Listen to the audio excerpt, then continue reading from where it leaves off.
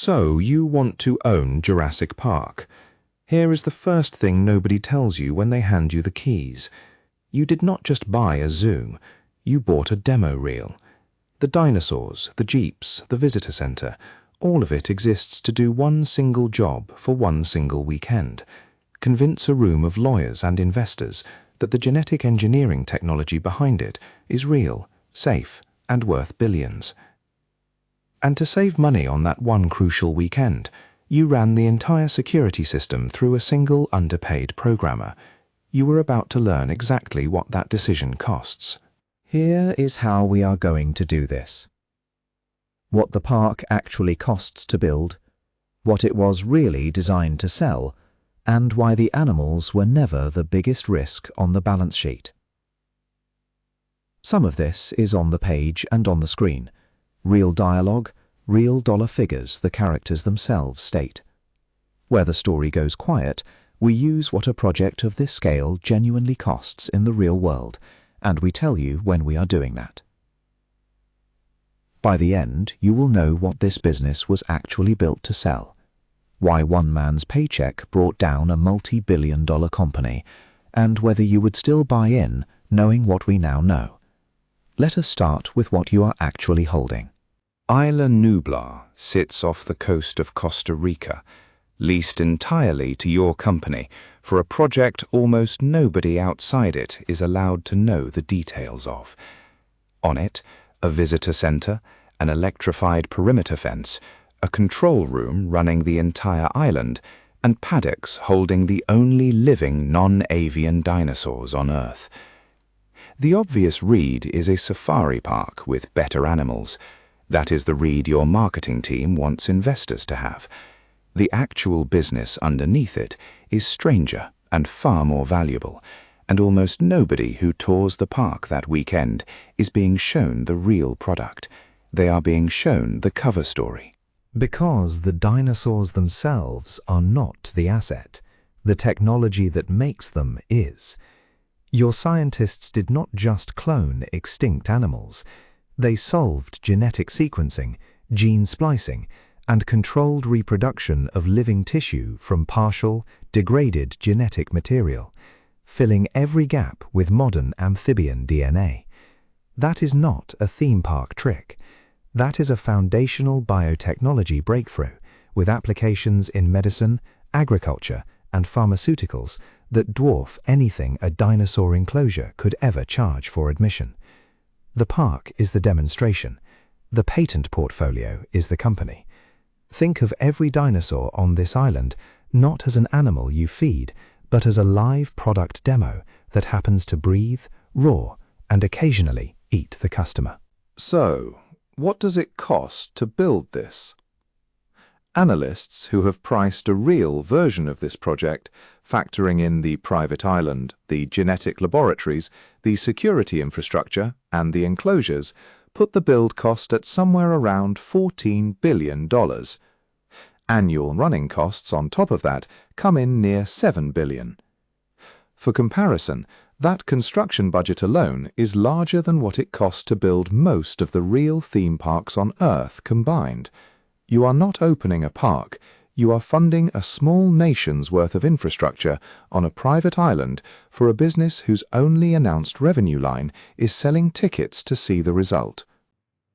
And that gap between what you spent and what a ticket booth could ever return is the whole story. No amusement park in history has ever recouped a $14 billion build from admission fees, gift shop margins, and overpriced lemonade. If tickets were genuinely the plan, this project would be insane on day one, before a single visitor ever walked through the gate. So tickets were never the plan. The park's real function is to be expensive enough, real enough, and convincing enough that the people who see it decide the underlying science is worth funding at a scale a theme park could never justify on its own. Now, the revenue you think you are buying. Gate admission for a park like this, once open to the public, comfortably clears 20,000 visitors a day at real theme park pricing. Add food, merchandise, and licensing deals for every toy, cereal box, and t-shirt with a dinosaur on it, and the number climbs fast. It looks, on a spreadsheet, like a perfectly viable, wildly profitable amusement park. It is not open yet. Not one paying member of the public has ever walked through that gate. Every dollar of that revenue is a projection, built on a single unfinished, unlicensed, uninsured island that has not yet survived a single normal operating day, let alone a season. Because before the public ever sees this place, it has to pass one specific, much smaller audience. A single weekend, a handful of lawyers, one insurance underwriter, and 2 children invited along almost as an afterthought. That is the entire addressable market for the version of this business that exists right now. Everything else, every visitor, every gift shop dollar, depends on this one small private demonstration going well. This is not how a theme park launches. It is exactly how a biotech company runs a proof of concept before a funding round. The dinosaurs do not need to entertain the public yet. They need to convince 4 people in one weekend that the technology behind them is real and safe. So if gate revenue is not the real business yet, what is? The genetic technology itself, licensed far beyond a single island.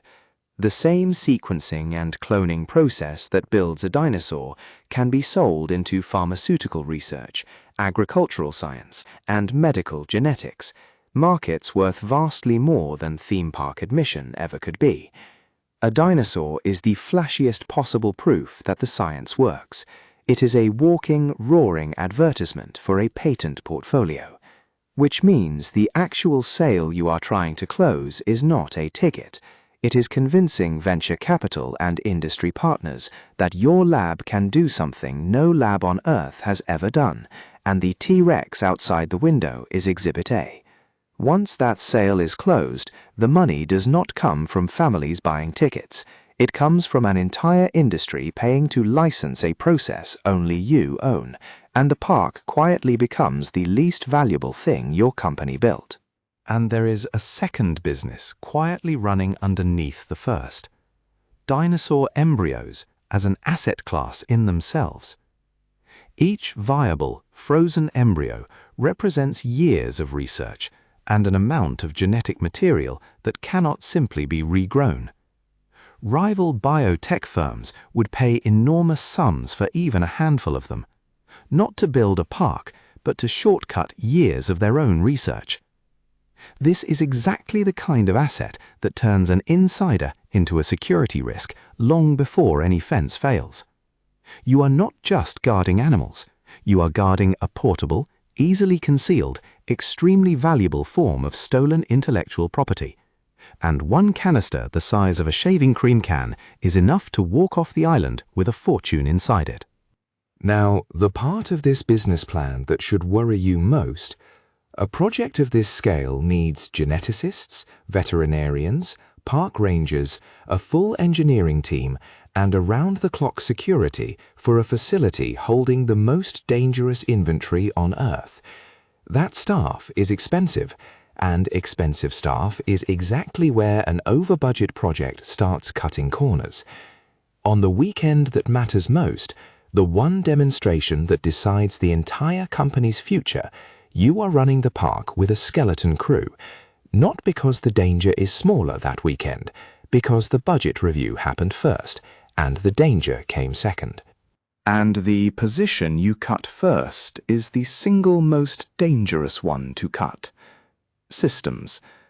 One programmer, working alone, wrote and maintains the code controlling every fence, every door, every camera, and every phone line on the entire island. No understudy, no second engineer who understands the architecture. One person holds every key to every system at once. And that same person is, by his own account, underpaid for exactly that scope of responsibility. You did not just centralize total control of a multi-billion-dollar facility in one man's hands. You did it while giving him a personal financial reason to resent the company that put him there. This is not theory. It is a documented offer made in plain sight. A rival company approaches your systems engineer with a deal, $750,000 up front and $50,000 more for every viable dinosaur embryo he can get off the island. 15 species are frozen and stored on site. Deliver all 15 and the payout is $1.5 million. $1.5 million against a company salary that clearly was not enough to keep him loyal. Look at that as a business transaction rather than a betrayal. A single underpaid employee was handed the technical ability to disable your entire security architecture, and a competitor simply had to name a price higher than what you were paying him to protect it. And once that one system fails, everything downstream fails with it. The electrified perimeter fences, all of them tied to the same central grid he controls. The paddock containment systems, the same. Communications off the island, the same. Even the security cameras recording the park, the same single point of failure. None of these are separate safeguards. They were all designed to look redundant on a blueprint, while quietly depending on one man's code and one man's login. That is not a security system. That is a single lock with 15 different doors attached to it. And the one man with the key had just been offered $1.5 million to walk away from his post. Staff, and for a project this size, the payroll is smaller than the ambition suggests. A handful of senior scientists driving the genetics, a park warden and a small ranger team for the animals, a chief engineer for the island's infrastructure, and your systems architecture running through one contractor, paid a flat fee for a scope of responsibility that would normally justify an entire department. That is not efficiency. That is concentration risk wearing an efficiency costume. Every dollar you saved on redundant staff is a dollar of risk that did not disappear. It just moved from the budget spreadsheet onto one person's shoulders and stayed there. Stock and spoilage, and here the inventory itself is the headline risk. Your product is living apex predator animals, which means normal theme park problems, feeding, veterinary care, enclosure maintenance, come with a scale of consequence no roller coaster ever carries. An escaped exhibit at another park is a liability claim. An escaped exhibit here is an active predator loose among your investors. And your embryos are stock in the truest sense, rare, irreplaceable, and portable. A modified shaving cream can holds enough coolant to keep 15 stolen embryos viable for roughly 36 hours. That is a 36-hour window in which years of research can leave the island in someone's jacket pocket, and there is nothing your fences were built to stop, because fences were never built to guard against the man who controls them. Now, the costs nobody puts in the investor deck. The first is legal exposure that exists before a single visitor arrives. You are keeping wild, dangerous apex predators in captivity, and the law in most jurisdictions holds an owner strictly liable for harm they cause, regardless of how many fences were in place. That is not a cost you can engineer away. It is a cost that exists the moment the first animal is born. The second is the one your own lawyer walks the island specifically to find, whether this operation, as built, is even insurable at any price. And the third is the quiet one. Every dollar spent making the tour look flawless for 4 visitors is a dollar not spent hardening the systems those same visitors are trusting to keep them alive. So why can no rivals simply copy this and undercut you? because the moat here is not the fences or the island. It is years of genetic research that cannot be bought off a shelf, filed as patents the moment they are stable enough to protect. A competitor cannot clone your dinosaurs without your specific gap-filling technique. They cannot replicate your amphibian DNA splicing without your specific lab notes. Which is exactly why a rival's fastest, cheapest path to catching up is not years of their own research. It is $50,000 per embryo, paid to whichever one of your own employees resents his paycheck the most. Your moat is real. Its only weak point is payroll. So, how do you lose this? 3 ways. 1. The demonstration itself fails. The one weekend the entire funding strategy depends on goes wrong in front of the exact lawyers and investors you needed to convince, and the company's future collapses in a single visit. 2. The technology walks out the door. Your rarest, most defensible asset fits in a shaving cream can, and one underpaid systems engineer is standing between you and losing it. And 3. The one that actually happens. Every safeguard on the island was quietly routed through a single person's login, and the day he shuts it down for his own reasons, containment, communication, and security fail simultaneously on the one weekend you most needed them to hold. Let us run the actual weekend, so the shape of the failure is clear. Your systems engineer accepts the offer, $750,000 upfront, $50,000 per embryo, 15 species targeted, $1.5 million if he delivers them all. To cover his exit, he shuts down the very systems he was trusted to run, intending to slip away during the chaos and be back before anyone notices a gap in the security logs. He never makes it off the island. The embryos are lost in a ravine in the storm that follows. But the systems he disabled do not politely restore themselves the moment he is gone. Every containment failure that follows, every animal that gets loose, traces back to the 30 seconds it took one man to decide his salary was not worth his loyalty. Right. Let us value the whole thing honestly. Real-world estimates for a project of this scale put total build cost mere $14 billion, with annual operating costs around $7 billion on top. Against that, ticket revenue alone, even at a healthy 20,000 visitors a day, could take decades to break even, if the park could even legally open at that scale. But priced as a biotechnology company with a proven, patentable, unrepeatable genetic engineering platform, the valuation is a different order of magnitude entirely. The park was never meant to pay for itself. It was meant to make everything the company does next look inevitable, and one successful investor weekend was worth more to the balance sheet than a decade of ticket sales. So, what is this actually worth? Take the confirmed rival offer as your baseline.